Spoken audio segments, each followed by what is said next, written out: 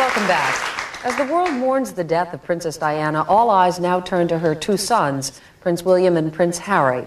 Though reportedly still in shock, one day soon their very personal grieving process will begin.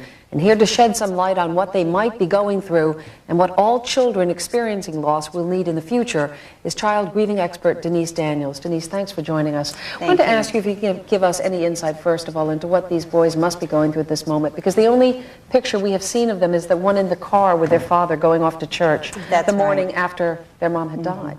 Well, they're still in the state of shock. One of the first things we know when someone very special to us dies is that we are in shock, and that's really very healthy for us because that protects us from the deep pain that we feel when we've experienced such a tragedy.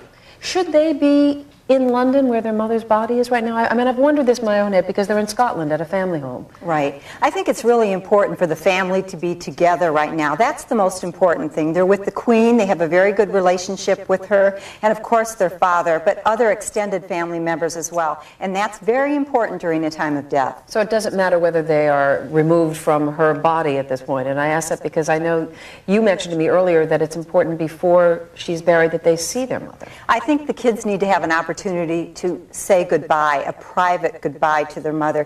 That's very important. And any of the children I work with, we also encourage them to go to funerals, to be part of that, to commemorate their special person's life. It would be very hard to have a private goodbye in such a public death. It is, and that's what makes it more difficult because it is so public.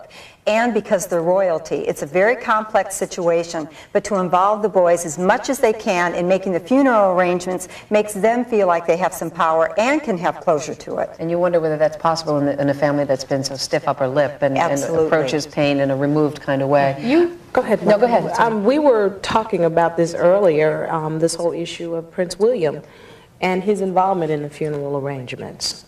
I know you mentioned earlier in the beginning of the show that on the news today they mentioned that they were going to, their son William had requested to walk behind the casket. I say hooray for the parents that are going to allow them to do that. That is so important for him because he was so close to his mother, and to walk behind her body is just such a wonderful tribute to their relationship and her life.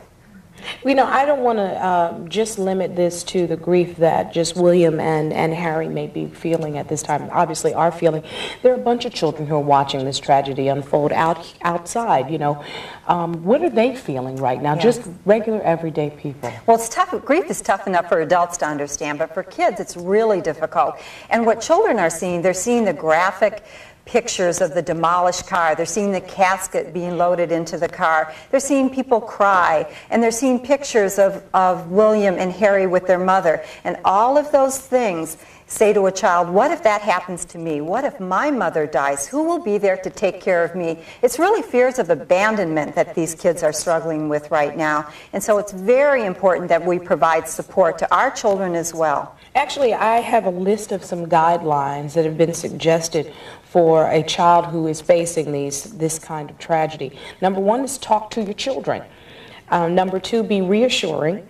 And number three, teach coping skills. Why don't you help us with understanding those three things? There will never be a better teachable moment than right now to start teaching your kids about death. And I know, Meredith, you have young kids, too. And I was going to tell you, my kids have been talking about this nonstop, asking questions. Not connecting it with me and the loss of me, but very interested in this. That's right. And so what we need to do is take this teachable moment and talk to our kids about it. Listen to their feelings. Validate their feelings. Let them ask questions. Give them information. That's really important. To reassure them, to let them know that if something happened to you, although you don't foresee this, and the reason this is on the news is because it's such an unusual event, but to say to them, if something does happen, Grandma and Grandpa would always be here to take care of you and so forth, and so that we can identify their support systems. And lastly, again, we want to teach kids coping mechanisms. This is so important, and we can do that by having children draw out their pictures.